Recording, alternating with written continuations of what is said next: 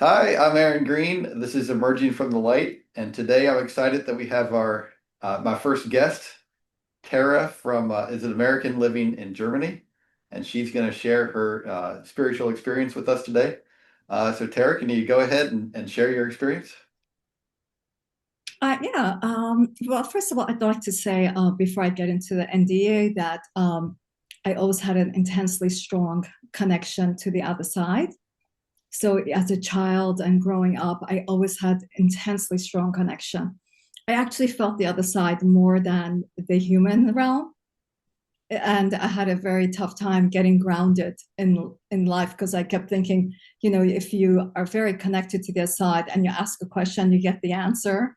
Or I always had a lot of very strong intuition constantly, all the time. So how I had the NDE, I had two NDEs, one very small one, and I had a very big, a larger one that was much more profound, where I literally both times I went to the other side. The small one I'll just say very quickly and get it out of the way, and then I'll go to the big one. The small one, I was a ballet dancer, and I had a very tough time when it came to an end, and I couldn't dance anymore. And what was really fascinating about this was that I went to sleep, but I went to this into sleep feeling like I just couldn't go on with my life anymore because it was a progression of depression from not being able to dance, and which really built up in me to a point where I just didn't see a purpose in it anymore. And I just went to bed feeling intensely, intensely like depressed and just gave up. I just went to bed wishing that I wouldn't wake up. I was just like, just take me out of here. And when I went to sleep, I fell asleep, and then suddenly I was awake as it felt on the other side, and it was all white. Um, I understand it as ether. You could see the air. It was moist. It wasn't see through like here. It felt extremely natural. I just stood there and I didn't expect or look for anything. And then suddenly emerges my favorite ballet teacher from the mist, and he just starts coming towards me. And he stood before me, and it's interesting because he was the one that could get me out of this. So somehow whoever that was helping me knew he was the key to me recovering. And so he appeared before me. He started to walk towards me, and we're facing each other. And I was so delighted to be in his presence. And he just looked at me and he telecommunicated with me. He spoke to me, but not with words, it was with thoughts. And Right. you just communicate with thoughts. And I immediately understood everything. He was very comforting and reassuring. He was really encouraging me to go on and to that everything would be fine. He went on and on about how everything will work out great, to please just give life a chance and just go on, and you'll see that everything will be good. I felt so comforted, so loved by him, that he was also a great ballet teacher. He became like the one of the top coaches for really renowned ballet dancers. But I also had a special connection with him. So yeah, so then I went from being so intensely depressed and not being able to go on with my life till the next morning when I woke up. I was just another person. I was so revived and so optimistic and happy. And I was like, not happy, but optimistic and ready to, continue and see what the next chapter brings. Mhm. Fast forward many, many years. Uh, yeah, fast forward many, many years. I had, full life. I had many great, wonderful things. And I also had, unfortunately, a very challenging situation in my personal life. And it was quite challenging. And I'm the type that doesn't check out of things, actually. I always stay with the situation that I'm in, the people I'm in, and circumstances. So anyway, not to get too deeply into that because it's not important to the story, but it was an intensely ongoing, challenging situation in my personal life that I had a very tough time dealing with. And no matter how hard I tried, I couldn't get that situation to change and to get it in any way better, improve it. And eventually, this constant, intense stress, it just built up to such a huge amount in my being that I eventually ended up in a major health crisis. And yeah, so I had a health crisis, which I never had before. I was always super healthy and super, yeah, I was always a very not go getter because I was also gentle and nice. So I wouldn't say go getter. That doesn't fit my personality, but I was always really on. Maybe that's a good way to describe. I was always on, and I was always very fit and very. I would rise to the occasion, and I would always accomplish my work and my tasks and whatever.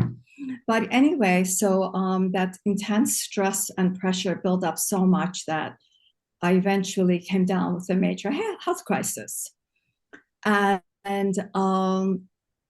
so it wasn't clear at first, but when the doctor called me and gave me the news, I was actually with a friend and we were going to a restaurant and she was telling me about her personal difficult situation. So that was good because she was very occupied with her story. So I was in a state of shock and I didn't want to share it with anyone yet. But when the doctor gave me the news, I went into a massive shock. And I felt, to say that intensely overwhelmed by it would be an understatement. I was just in such a shock that I was no longer myself. So luckily, my friend was speaking, and I'm like trying to sort things out in my mind, and I'm freaking out. I start to really freak out, and just freak out is not exactly right. I would say shock. And then I started to go into thought thinking, hey, no way, I'm not going along with this.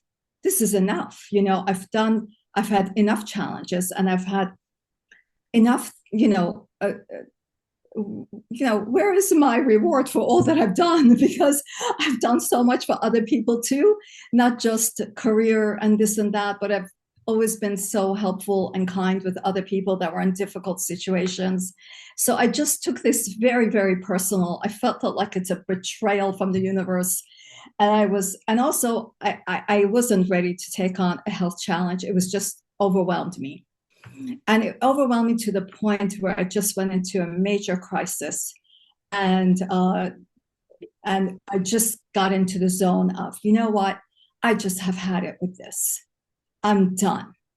I'm not going to go through with this. So I started to think of, let's leaving this world and how I would go about doing it. And I started to plan it. And I thought, oh my God, don't mess it up. Just get this right. Because I don't even think like this, but I was like coaching myself. Like, don't mess this up because someone else in the building tried it and she messed up. And I said, don't let that happen. Don't mess this up. So I got into details of how I would do it. And then as I was really thinking about it, really planning it, and I was just exactly planning how we get done. And I was actually focusing on my heart. And at that point, it was quite a dramatic situation, to be honest with you, because at the time I was like not making any noise, but I was just sobbing. There was just tears coming down my cheeks, the whole width of my eyes. There was just water. And my friend luckily didn't see it. I kept wiping it away. So every time she looked up, she didn't know I was in crisis. And then as I started to really focus on exactly how I would do it, and I was thinking of my heart, and then suddenly out of nowhere, I just really calmed. I went into a calm. And then my face got lifted up on its own. And then we were in a restaurant and there was a big, beautiful window. It was really large. And just my face got lifted up, and I'm looking suddenly out of the window. And then I was suddenly on the other side. Okay. And then the first thing I saw was my guide. So I'm just saying what I saw, whether or not things were presented to me in such a way that I would understand it as a human, because I had not died. I was just in the process of taking myself out of here. But I first saw my guide. It was a woman. It looked like a woman. It was from quite a distance. And then next to her was someone much smaller. It was a more insignificant person. And it was shared with me that I must stay here. And then I was really calm and just taking in what's there. And again, after I saw her and she conveyed to me, I must stay here. I then went to another scene where again, it's all white and it's all misty. I think it's called ether. I'm not sure, but I understand it as ether. And I'm there, and I remember I remember seeing a lot of souls, and the souls were like, at the time I thought they were shape of humans, but like if you're looking at them from a top view, so I'm looking at their heads, and then I don't know. I was trying to figure out. I just felt it more than no. I felt things more than knowing things. And and then I had such an intense feeling of this beautiful, sublime love. It was just such an intense love. And I was I felt it all. And the word that came to me was all encompassing love. It was so beautiful and so I don't know if the word entrenched is the right thing, but it seemed that everything was entrenched in this, seeped in this massive sublime love. And then it was shared with me that we are all one on soul level, we are all one. And it was shared with me that nobody is judged, which was I wasn't really analyzing anything because in this experience I was more a observer and I was just taking in the information, so I wasn't exactly analyzing, but so it was shared with me that nobody is judged. And then what I was made to understand was that that these souls that I'm looking at now are souls that come to this our world, the human world, as different characters. We take on different characters and we play different roles. And then it was very clearly conveyed to me that there are no enemies whatsoever, that we are all in it together. And it was like we were all best of friends on the other side. And the soul level, we're all best of friends. We're very supportive and very, just super supportive of each other. And there's no judgments whatsoever. It was explained to me, no judgments. And what I understood was that everyone gets equal love. Everyone. That's what I understood. And the love was so intense, so beautiful. I never experienced anything like that here. But it was made very clear to me that I must stay in this life, and that they showed me as myself now. And they showed me another picture then, myself. And I was somehow a man at this point, and I was looking at planet Earth, and I was super excited to come back. Like I was beyond excited. It was made very clear to me that if I was to leave, I would return immediately. So I was like, oh my God. So this idea of having to return immediately, was not very appealing to me. Right, right. I thought, oh my God, not again. So I thought, all right. So anyway, in the moment when I'm on the other side, of course, I too had zero judgment and zero.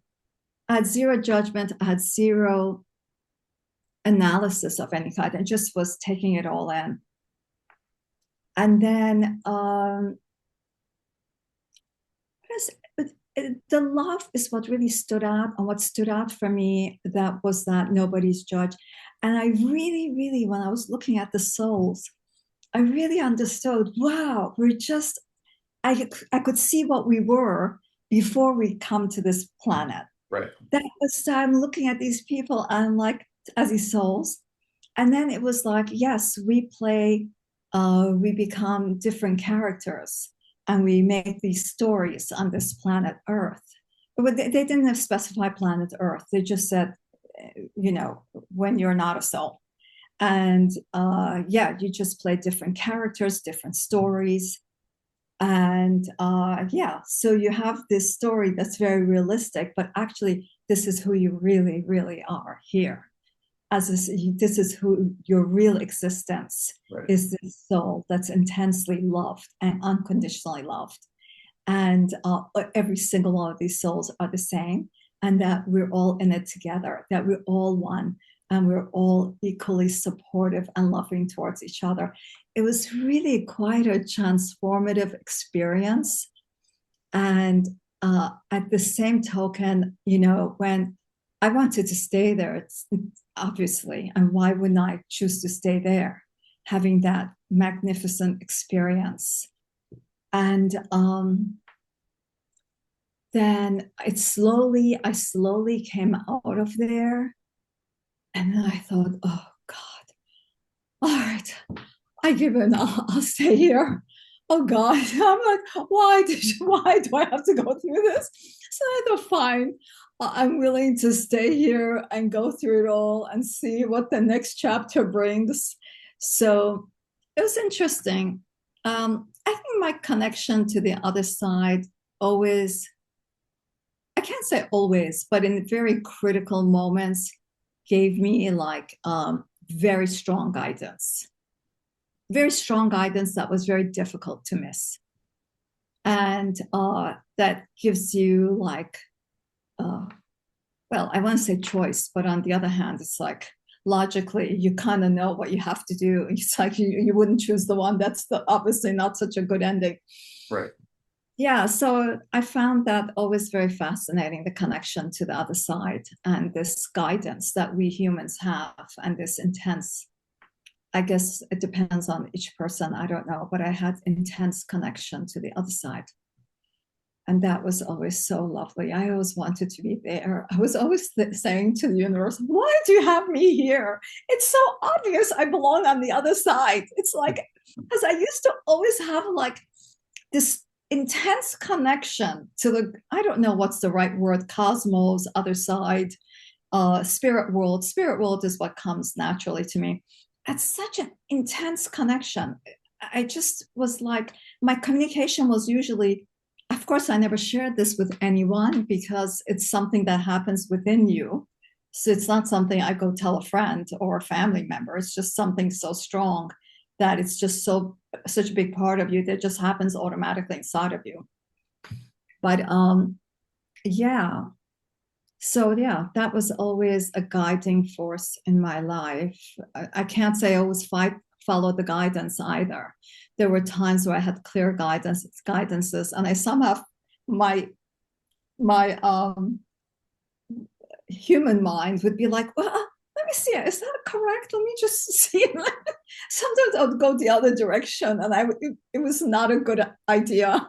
Yeah. Okay. Well, thanks for sharing that. I have a couple questions, if you don't mind. Mhm. So you mentioned that your guides told you that you would return immediately if, I guess, if you ended things. Did you get the feeling that you would like be reincarnated as a different person? Was that the impression you got? Well, it was very Yeah, I don't know actually. That wasn't made clear to me because it was kind of like I would say an emergency situation because I was Uh-huh. alive. I didn't really die, but it was I would say that I was a bit surprised that I was a man. Okay. And so, yeah, it could have been that I would come back as a different person, but it doesn't matter whether you're a man or female. It's the experience.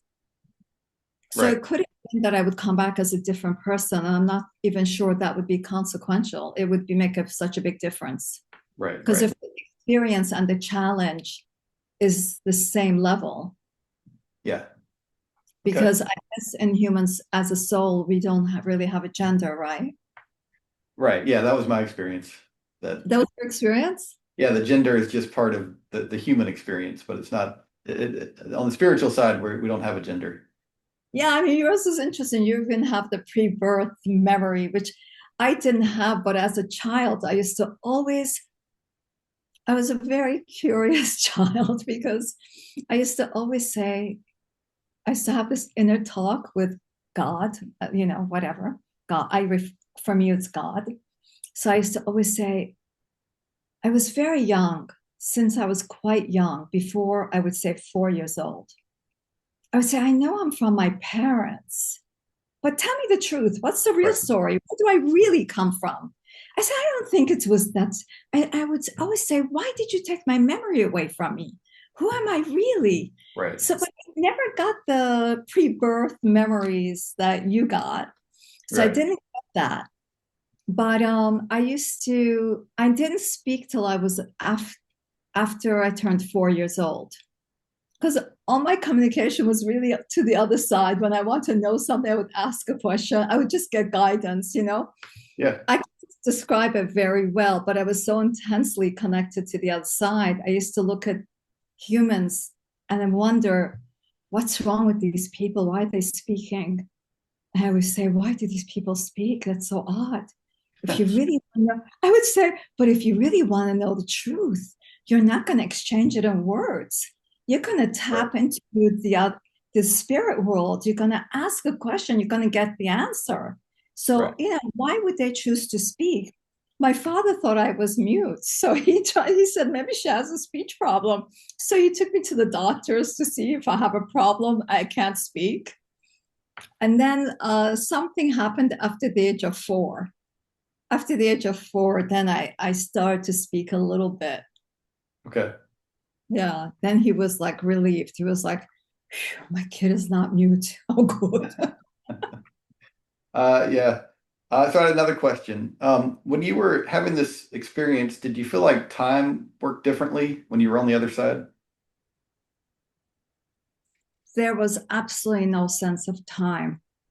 In both of my experiences, even though my first one was very small, um, even when I was standing there, there was nobody there. It was just me Hmm. in pure white, misty realm. And it was just being, Right. you just are. It's like you just are there, and that's it. I had no hurry.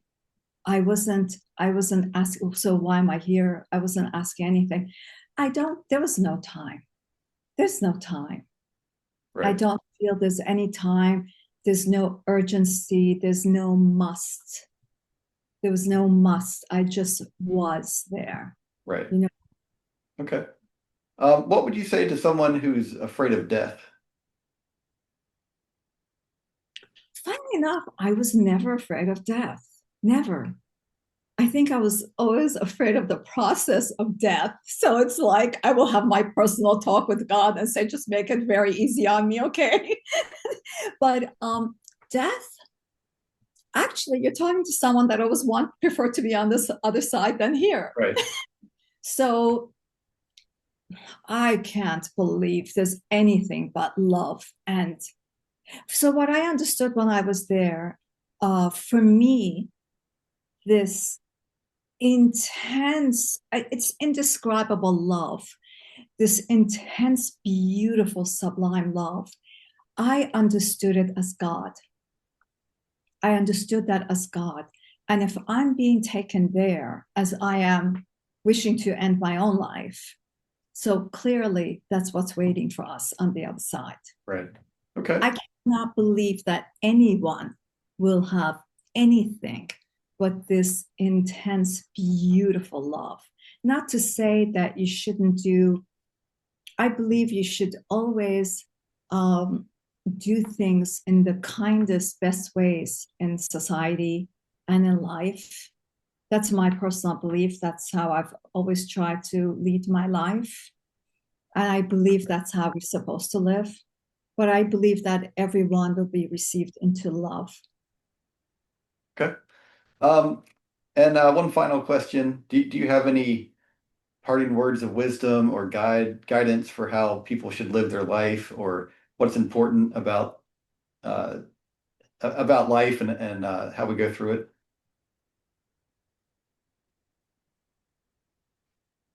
Um, I think you should always tap into your own heart, always. In life in general, if you're very tapped into uh, beyond the life that you're living, and really, I always try to think of life in the greater good rather than just my personal gain. Right. That's how I always saw life, and that's my connection to God. That's my religious way of living. If you want to bring religion, and I never was religious, but I always felt, what's the whole point is to be in the greater good, and everyone just gains. But how to go through life, I think it's really important to be connected in your own heart and to know that you're far greater than just this human living the life that you're living. And if you're seeking guidance, I think if you tap deeply into your heart and listen to your heart, you get guidance. So whenever I had like there were times when I got a warning, like you call it intuition. Like I had a warning when I was meeting with a group of people, and before going home, I was sitting with people talking to them, and I suddenly got this knowing in my heart, like do not take public transportation. The message was very clear: do not take public transportation, you can get killed. And I thought, oh. And then I said, I always ignored my intuition. So I started to like say to myself, follow your intuition. So my point is tap into, listen to your heart, tap into it, and go beyond just the human that you are and try to really tap into your own soul Right. and very connected to your soul and know that there's far more to you than this human that you are. There's so much more. You're so Yeah. much bigger, and there's such a gorgeous existence in the other realm, and maybe in ourselves here on Earth. I don't know that it's really beautiful. That existence is far more beautiful than you may realize, Yeah.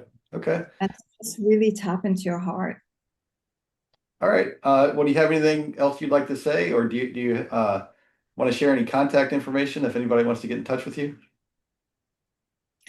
Sure, I have one email. It's Tara's Soul Cafe dot at gmail.com. Tara's Soul Cafe at Okay. gmail.com. So if anyone wants to contact me, you can do it that way. All right. Well, Tara, thank you so much for sharing your experience. I think it's been insightful and I appreciate everything you had to share. Um, but we're running out of time, so uh, I Thank you really so much. appreciate it. Honored to be on as a guest for you because My first guest. your story inspired me so much. So it was Yeah, thank easy you. to say yes. Thank you so much.